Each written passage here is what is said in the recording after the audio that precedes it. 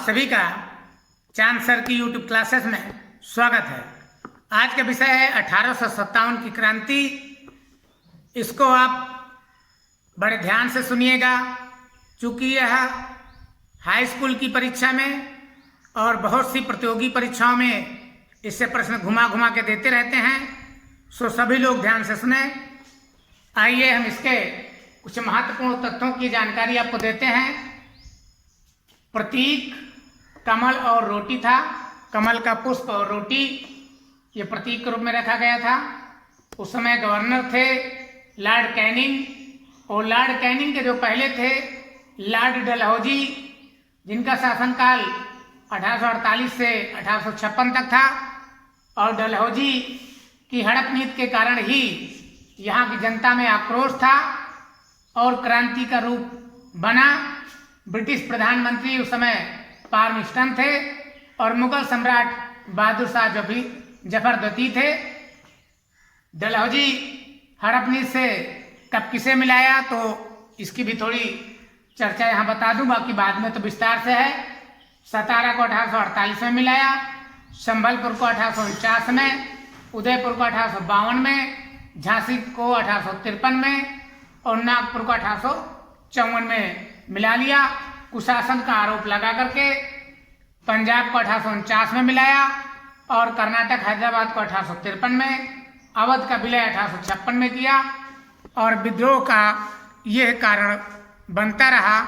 तो इस हिसाब से अब हम इसकी पृष्ठभूमि कैसे तैयार हुई, कैसे 1857 की क्रांति का श्री गणेश हुआ, इस बारे में हम आपको अब विस्तार से बताना चाहेंगे। उस समय क्रांति का स्वरूप क्या था, क्योंकि कुछ इतिहासकार जो है इसको सैनिक विद्रोह मानते थे। सैनिक विद्रोह मानने वाले पश्चिमी इतिहासकार थे। अंग्रेज लोग इसको सैनिक विद्रोह की संज्ञा देते थे और भारतीय इतिहासकारों का मानना था कि स्वतंत्रता संग्राम है। आधुनिक इतिहासकार वीडी सावरकर जी ने 1857 के विद्रोह को स्वतंत्रता की पहली लड़ाई कहा था। अब जैसे इसी से प्रश्न कभी आ जाते हैं कि क्रांति को सैनिक विद्रोह किसने कहा था, तो सैनिक विद्रोह पश्चिमी इतिहासकारों ने कहा था, या अंग्रेज के जो भी इतिहासकार थे इसको सैनिक विद्रोह की संज्ञा दिए। स्वतंत्रता की पहली लड़ाई किसने कहा था, स्वतंत्रता की पहली लड़ाई वीडी सावरकर ने कहा था। इस तरह से इसके स्वरूप के बारे में भी प्रश्न आता है। अब हम आगे बढ़ते हैं। क्रांति जो प्रारंभ हुई, कोई भी चीज जब प्रारंभ होती तो उसका कोई ना कोई कारण हुआ करता है। तो 1857 की क्रांति प्रारंभ होने के भी कुछ कारण रहे होंगे, उन पर चर्चा करते हैं। राजनीतिक कारण, आर्थिक कारण, धार्मिक कारण, सामाजिक कारण और तात्कालिक कारण। तो राजनीतिक कारण क्या है, इसके बारे में भी आप देखिए। राजनीतिक कारण लॉर्ड डलहौजी की राज्य हड़प नीति थी, जो बहुत ज्यादा प्रभावित किया हमारे पूरे भारतवर्ष को। पुत्रहीन शासकों का राज्य हड़पा, कुशासन का आरोप लगा के राज्य हड़पा।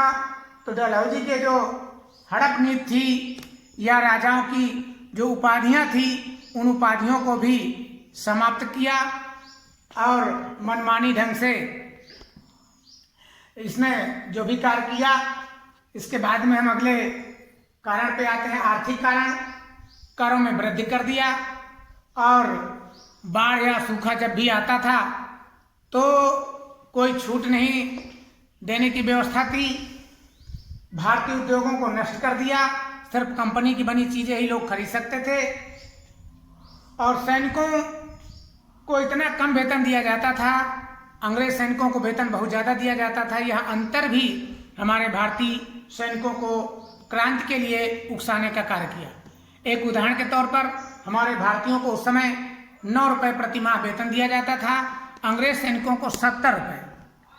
तो यह अंतर भी इतना अधिक था कि हमारे योग्य सैनिक इसको सहन नहीं कर पा रहे थे और योग्य से योग्य व्यक्ति को ऊंचे पदों पर नहीं रखा जाता था। यह विषमानताएं बहुत ही लोगों को खटक रही थी।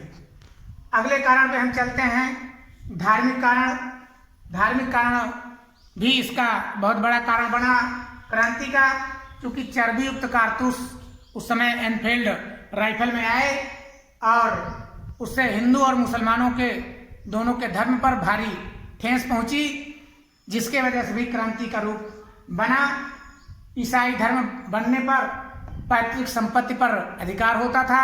अगर आप ईसाई नहीं बनोगे तो आपका नाम आपके पिता की संपत्ति से बेदखल कर दिया जाएगा।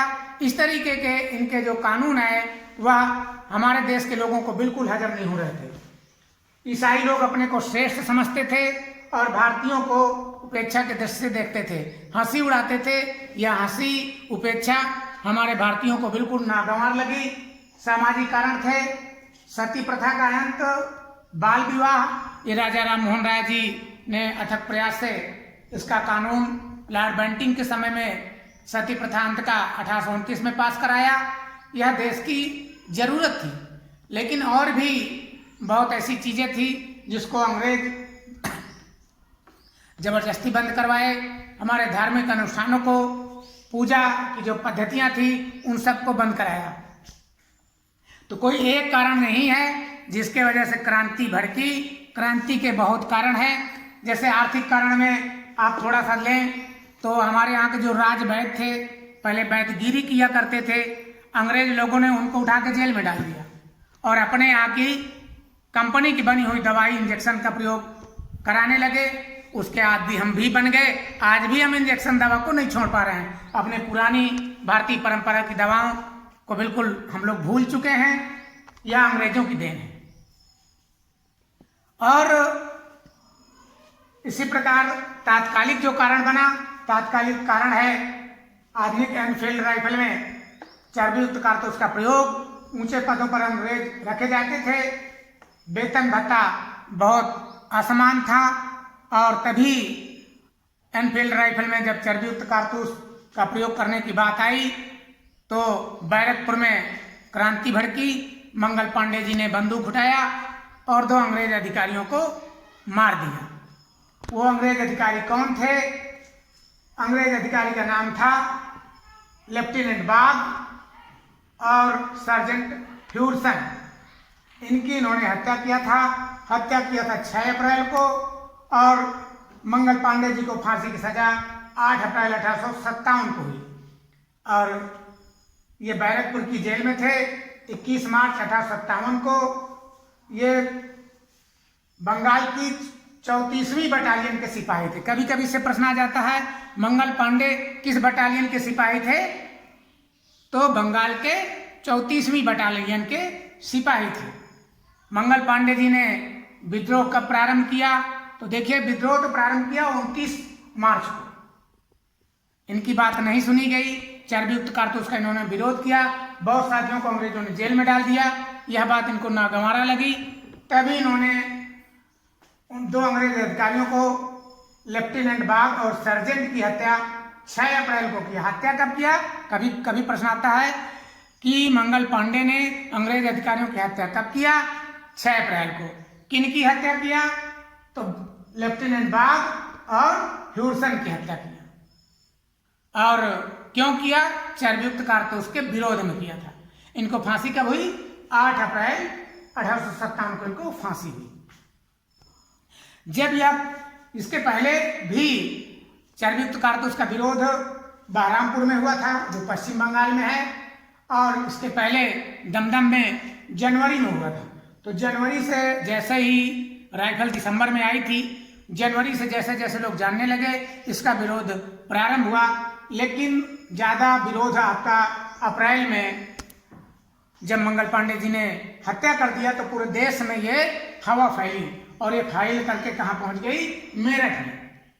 क्योंकि मेरठ में जब ये हवा फैली तो 10 मई 1857 को मेरठ में जब ये हवा फैली तो 90 में से 85 सिपाहियों ने चर्बी युक्त कारतूस प्रयोग करने से मना कर दिया और अंग्रेजों ने उन सिपाहियों को क्या किया? जेल में डाल दिया। जेल में डालने के बाद मेरठ की जनता और कुछ बागी सिपाही थे, उन्होंने क्या किया? शस्त्रागार में जहां पर अंग्रेज लोग असलहे रखे थे वहां पर हमला कर दिया और अपने साथियों को छुड़ा लिया। 11 मई की घटना क्या होती है कि सभी मेरठ की जनता और जो सिपाही थे वो सब दिल्ली की ओर रवाना हो गए और मेरठ से दिल्ली 11 तारीख को पहुंचे और 12 मई 1857 को दिल्ली पर कब्जा कर लिया और बहादुर शाह जफर द्वितीय को सम्राट घोषित कर दिया। उस समय जफर साहब बुजुर्ग थे और इनका जो सेनापति था बख्त खां था। अंग्रेजों ने दिसंबर 1857 के पहले दिल्ली पर पुनः कब्जा कर लिया और कब्जा करने से पहले बहादुर शाह जफर के दोनों पुत्रों और उनके पोतों की हत्या भी कर दिया, मरवा दिया अपने स्वार्थ में। और जफर खां को रंगून भेज दिया, जहां पर उनकी मृत्यु 7 नवंबर 1862 को हुई थी। कभी कभी आता है जफर खां की मृत्यु कब कहाँ हुई थी, तो आप प्रश्न का उत्तर दे सकते हैं। जफर खां की मृत्यु 7 नवंबर 1862 में रंगून में हुई थी। और जफर खां साहब चूंकि राजा थे, अंग्रेजों से इन्होंने कहा था हमें यदि तुम कुछ दे सकते हो तो सोने के लिए खाट दे दीजिए, लेकिन पता नहीं अंग्रेजों ने खाट दिया कि राजा को ऐसे ही सोना पड़ा। यह तो इतिहास के गर्भ में है। पर अब हम इस मेरठ की घटना के बाद देश में जगह जगह विद्रोह होना प्रारंभ हुआ। कहाँ कहाँ विद्रोह प्रारंभ हुआ, कैसे कैसे लोग अंग्रेजों से लड़ने की बात ठानी, आइए कुछ नजर डालते हैं। पहले देखते हैं लॉर्ड डलहौजी ने किन किन पुत्रहीन शासकों का राज्य कब हड़पा था। यह थोड़ा सा बताया भी गया। सतारा जो कि महाराष्ट्र में है, 1848 में यहाँ के राजा के पास पुत्र नहीं था तो इनका राज्य हड़प लिया। संबलपुर जो उड़ीसा में पड़ता है, यहाँ का राज्य 1849 में हड़पा और 1852 में उदयपुर का राज्य हड़प लिया। यहाँ के राजा के पास भी पुत्र नहीं था और दत्तक पुत्र को अंग्रेज लोग नहीं मानते थे। 1853 में झांसी का राज्य हड़प लिया और 1854 में नागपुर का। आइए झांसी की थोड़ी चर्चा करते हैं।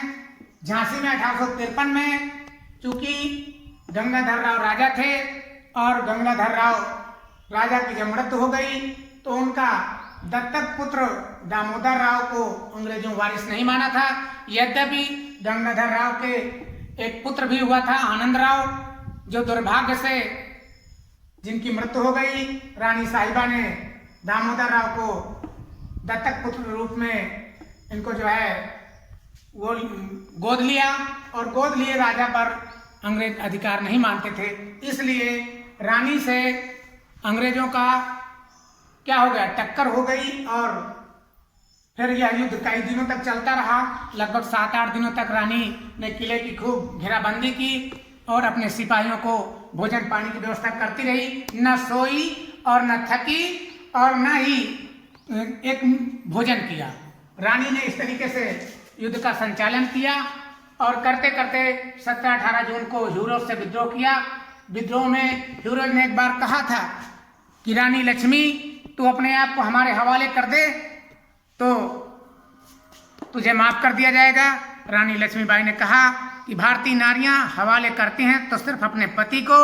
ह्यूरोज तूने ऐसे बात कैसे कर दी, अगर हिम्मत है तलवार उठा और मुझसे युद्ध कर। ह्यूरोज की हिम्मत नहीं पड़ी और लड़ाई खूब हुई। सैकड़ों अंग्रेजों को मौत के घाट उतार दिया और 18 जून को रानी लक्ष्मीबाई ग्वालियर में शहीद हुई। इस तरीके से रानी लक्ष्मीबाई की शहादत की कहानी भी आपने सुना। और हम अगले पार्ट पर